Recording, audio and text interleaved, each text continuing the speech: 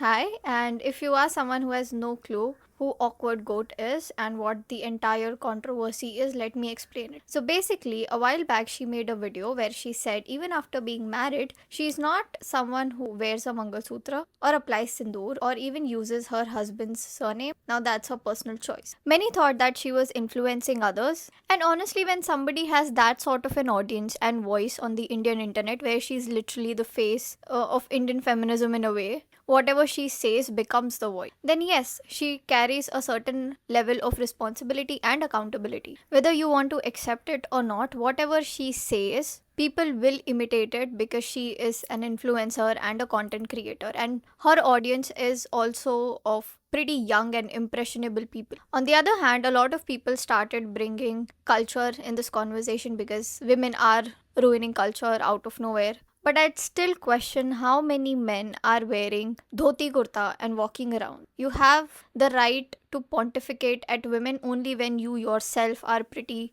cultural or you are someone who is actually following tradition the way it should be done. To be very honest, even being Gen Z myself, I see way more Gen Z girls wearing ethnic Indian traditional clothes than men. And I also get that even for working men in offices, it is not even considered as formal.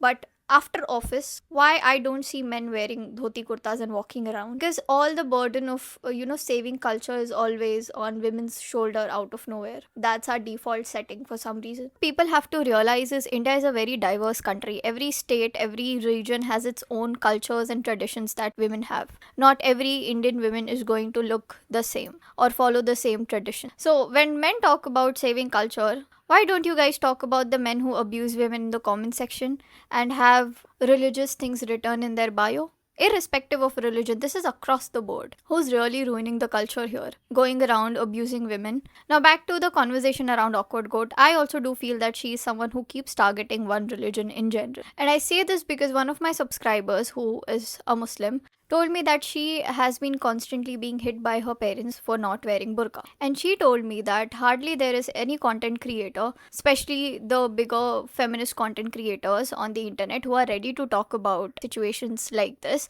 because obviously they will be called Islamophobic. At the same time, several creators who are of her own religion talk about burqa as a choice but don't mention women who are forced and hit because they don't want to wear it. Now, this is exactly why I say India is a very diverse country. Different caste, religion, culture, class exist. We cannot copy paste like the Western feminism here. Feminism in India is very lukewarm at the given moment. Creators like Let That Be Awkward Goat, me, or anybody for the matter of fact is not changing anything on the ground. We are just voicing our opinions, making sure that the misogyny that we went through in our lives isn't getting passed on the next generation. That's the least we can do. Now, back to the entire Sindoor Mangalsutra controversy.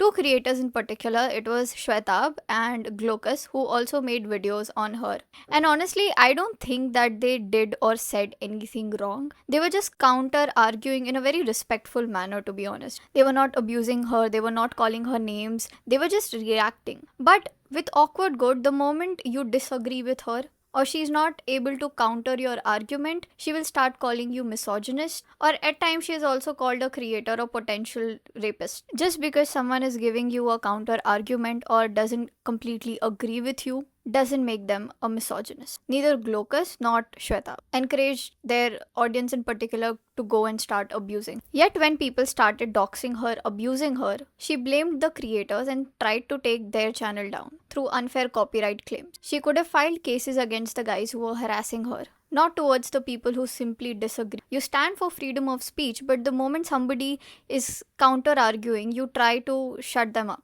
What if somebody else tries to do that with you? How would you feel about? There are several creators whose clips and everything that you use. What if they try to take your channel down? Is that unfair or not? And now this entire situation of reclaiming the certain word. The moment I posted it on my community tab, I had some of her own followers or fans, whatever you wanna call it, abusing me for the third time and giving me rape threats just because I did not entirely agree with her stance. This isn't feminism, this is blind fandom cultish vibe that I get. Either you agree with my favorite influencers or creators, or else you're anti-women, misogynistic, you don't have the right to speak. Suddenly freedom of speech gets vanished. Awkward Goat faces abuses on a daily basis, and yes, she deserves all the support that she can get. But that doesn't mean everything that she says is beyond criticism. See, now, even if her point of view is to rage bait men or take the power back from that certain word, there has to be a limit. These words are violent and have patriarchal history attached. It's not the new Gen Z slang to play with. And let's be very real, we have normalized so many abuses. On a daily basis, I travel for college and see kids around me who are like in 11th or 12th grade using abuses of MCBC, constantly abusing each other, normalized abuses towards their own mothers and sisters. And particularly, India's feminism is working like a gospel. Three or four creators will say something and everyone has to follow it. The moment you have a different opinion or a different view on it, you will be called names, abuses, pick me, and God knows what all. And that's not how feminism is supposed to be. You're making it a rigid box. Feminism also stands for freedom of speech. We talk about equality, freedom. We also have to talk about accountability. If you, I, or anybody for the matter of fact has any sort of influence, they have to act in a very responsible manner. And this is what frustrates me also. I don't understand what she's trying to do anymore. I agree with many of her points, but the way she implements them is very, very, very reckless. The reel went viral. People saw the 30-second version of it. Nobody is going to sit down and watch the entire video apart from her followers. Now, given the situation, I know for a fact that she has been called such words or even terrible words than this. I'm pretty sure her comment section is, as usual, filled with abuses. Other than just having this sort of anger towards just her, I feel it is also important that we stop that and focus on men who constantly abuse women online just for sharing their opinion. While there are several women who are calling her out and disagreeing to what she's saying, at the same time, I feel we also have to focus on the men who have normalized abuses towards women. Like they can go out, abuse any women and not bear any consequences for it. Especially in the case of minors, things get very tricky. Now, from her point of view, she has been called these words constantly. This one particular slur is used in a derogatory way for sex workers. Now, talking about that, I have nothing but respect for them. So many have been trafficked, manipulated, lied to, and God knows what they go through on a daily basis. If she's trying to reclaim it, take the power away from the words so it doesn't affect her, I get it from her context, but I don't agree to it. What made me precisely lose my cool was her reposting a minor, adding that in her bio and being proud about it, doubling down on it. That is absolutely unacceptable. There has to be a line drawn. If you want to reclaim a word, do not drag minors into it. This word is not only gendered, it has ties around exploitation. It's sheer ignorance to claim that you're reclaiming something without understanding the history of it. Sex workers shouldn't be abused, and such words should not be used for them. Men are the ones who take advantage of their body, objectify them, and use them as mere props. For example, even if you say that you are reclaiming the word, what about the women on the ground? They still deal with exploitation. Who on earth are you to reclaim it? Just because your favorite influencer said so? Do you suddenly know the pain that those women go through? See, men constantly say atrocious things to her. I feel she has the courage of dealing with it on a different level, and I have no doubt about it. But there is always a way to implement things. And to the people who think the creators who are calling her out are misogynistic themselves is just absurd. You don't understand why the backlash is happening. Creators have done nothing but supported her. And you must actually sit and study why people are actually getting pissed off. I'm not against Awkward Goat. I know there is this huge misogynistic wave towards women. But right now there are several such creators on the internet who are taking advantage of the men versus women debate on the internet, cashing in, making a bank out of it. And at the same moment, calling out anything or critiquing anything that you don't agree with, you will be outright called a misogynist. Irrespective, even if your take is sane enough, you're not demeaning anybody, but you will be called names because you don't agree to their favorite influence. Now, in this given scenario, context is very important. Here we are discussing about sexual objectification and sex work. Especially in India, these cases are tied to history,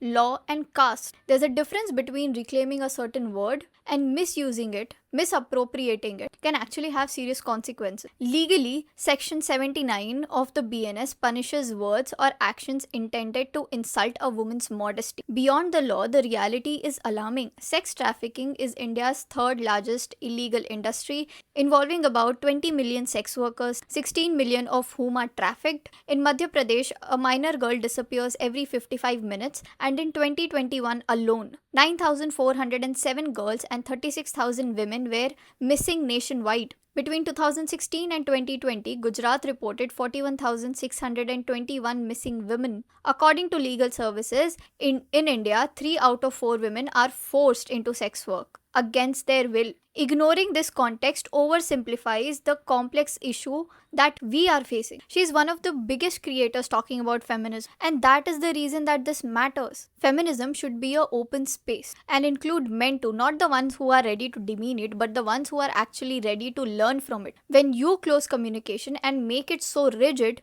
agree with me or you're a misogynist, it won't work. This slur is born out of exploitation and carries generations of suffering. That is something you cannot just clean. Women are treated like objects and not humans. This is not your badge of rebellion. It is a weapon that men throw towards women. It's not a quirky trend that you can add in your bio. Especially, I'm talking to the minors who follow such creators. Please be very cautious. She will bear the consequences, but she is also a content creator. It is also business for her. Even for me, for any other creator. Others will get absolutely nothing from it. Huge chunk of women who are still struggling in this country will get absolutely nothing from it. It's not a trend or a campaign one should wear as some sort of branding. Maybe try dismantling the system. With such impressionable audience, creators must be extremely careful. People are filing FIRs against her and she is still doubling down on what she said. At the same point, she has enough money and resources to save herself. Normal women don't. How hard is it for us to understand? On the larger extent, I also feel this entire chaos will create feminism into a joke, and that's already happening. I don't agree with a lot of things that she says, but at the same time, she faces abuses and still decides to speak. As I said, feminism is about asking for equality, freedom, but that certain equality and freedom also comes with accountability and responsibility of what you say and what you do, and also a place of critique. Being a woman doesn't make you immune of any sort of criticism. Constructive criticism makes the movement better. If you can't point out the double standards or the wrong things, how will you make it grow? On the contrary, I also genuinely wonder what happens when you put such things in your bio. You make it a movement, chalo, given you make it a move. Will they stop using the word for you? The least it is going to happen that it might not affect you. You might not feel that bad after hearing it on the internet casually. Are sex workers not the people who are still being trafficked, manipulated, pushed into such work? She's not trying to dismantle the system. She's trying to destigmatize the word and claim it for herself, completely ignorant that the industry still exists, women still suffer. What are you doing by reclaiming it? What is it going to do in the long run to anybody? Does the word stop existing? Absolutely not. Do their problems disappear? Absolutely not. It's an entire system built on women's objectification. It is horrifying and shouldn't be normalized. No girl should grow up thinking that this is normal. Now, after all of the critique that I have towards the movement, I also would want to focus that I haven't seen a lot of people talking about. People are more mad that she tried to reclaim a certain word which was hurled at her 24/7 just for voicing her opinions. Might be not perfect, but just for voicing her opinion. The entire internet is trying to tell her this is not something that she can just claim. At the same time, I do agree there is a certain amount of financial privilege or her living in a tier 1, tier 2 city. The privilege is there, but she's also someone who's called such words thousands of times. Given the platform she's on, waking up every day to several texts, memes, videos of her calling her, abusing her, dragging her family into it, I don't think so that's what she's enjoying at all. Yes, she's a content creator, engagement, clicks, all of those things. But I can't imagine the amount of toll it would have taken on her own mental health. I don't think so hearing this sort of abuse every day and being mocked at is any sort of privilege. Financial privilege, yes, she has that. But I don't think so. I feel this is coming from a place of frustration. To be very honest, from her point of view, where she's just done with it, getting rape threats and things like that are not privilege just for voicing your opinion or existing as a woman on the internet. Now, I'm making this video and I'm precisely adding this section. As much as we are outraging and calling her out that this is not something correct to do, at the same point, it is very important that we have the same outrage for men who abuse women online all the time. I said it before, I'm saying it again. We need the same level of outrage and call out those people who do it. The moment she started doubling down and reclaiming the word, the entire internet is outraging, of course. In a way, I feel she's also showing us the prime example that men can abuse, do whatever on earth that they want on the internet. They would just run free. But the moment a woman does anything, there are FIRs done on her. Let me ask you this, the 6,000 Russian joke. How many FIRs are done against Harsh Gujral? These are the words that men use on minors, on any woman who's just existing on the internet. Just for existing several of times. I've seen minor boys use such disgusting words, the 6,000 example, commenting it on women's comment section. How is that fair? If we are calling out her influencing a minor to add that in her bio, we also have to call out the male creators who normalize such shit and such disgusting misogynistic jokes against women. They are influencing those young guys too. Why is there no such outrage for that? Even that is important for us to do. We talk about all this. At the same point, we have Asaram Bapu, a convicted criminal, out on bail for 6 months, and people are worshipping him, throwing garlands and flowers at him. This is the country that we live in. While I'm shooting this video, even the Nithari case, if you guys are not aware, the 2005 and 2006 case, the Supreme Court acquitted Surinder Kohli,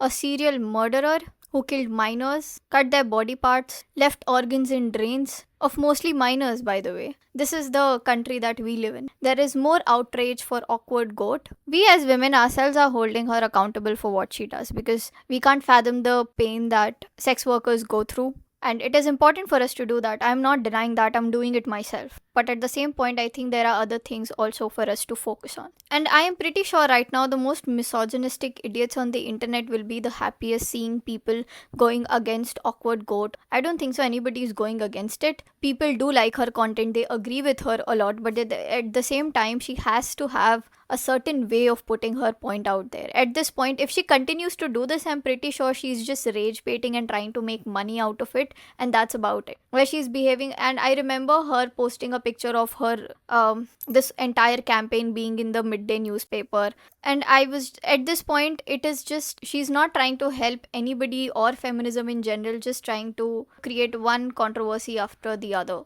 Again, I say this, as much as outrage we have for this, please start calling out the men who do it. Way more than we call out awkward goat. And this is something that I will try to do in my videos. Every time I shoot a video, I will, like, while scrolling, whoever guy I see abusing women for no goddamn reason, I will be making sure to give like a special section to them in every video and call them out without hiding their names, their faces, anything of that sort. Even the disgusting shit that meme pages post. End of it all, awkward goat's actions are not correct the way she's going about things. But I'm actually very, very curious and I can't find a solution how to stop men from actually abusing women on the internet. Because for her, I am at this point, either she's rage baiting or she's just fed up of hearing abuses. I don't think so. Why else would someone say shit like this or start a movement or a campaign? Maybe if you guys think of a solution, let me know in the comment section.